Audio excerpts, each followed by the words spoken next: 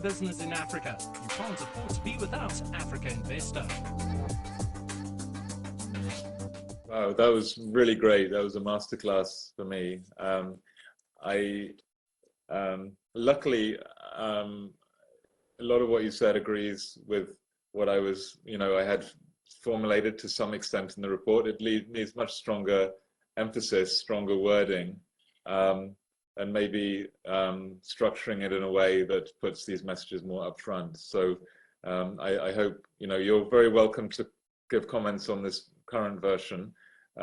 It will go through one more iteration, which will be shared before we go into the finalization process. So, you don't need to remake any points you've already made, but if you see anything that can be improved in the current version, then please let me know. Thank you so much for your time, and thank you, Hubert, for organizing this meeting. It would be great to sort of have your emails so that I can just contact you about any particular follow-up I have from the discussion we had. Thank you.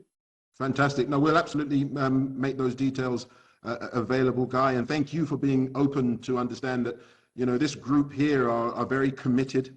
Matt told you he's been looking and lobbying many different parts of the world to recognize African water as an investable asset class and to position it as that. I don't think I can stress enough the importance of, as best as you possibly can, ensuring that the report speaks our language, or at least when we get the report from you, we can use it as a tool to really enlist more support from investing institutions. We know that so much money has been expended on development reports designed to mobilize capital, but really it's development community talking to the development community. And that's why I sort of take my role on the advisory board very seriously. I was given a mandate to really sensitize the institutional investment community, both domestically across the continent, as well as globally, with our peers, pension funds, sovereign wealth funds, endowments, foundations. So whatever you can do to ensure that it's a wholesome, relevant, and useful read for our constituency, would be entirely grateful. So with that said, please let me first of all thank you for your incredible insights. Really, really valuable.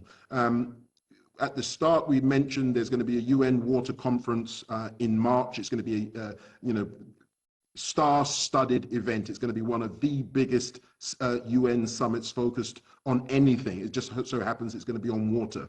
This coincides with the fact that we are currently under a COP27 African presidency, going into a very seminal and strategic COP28 in the UAE as a global stocktake.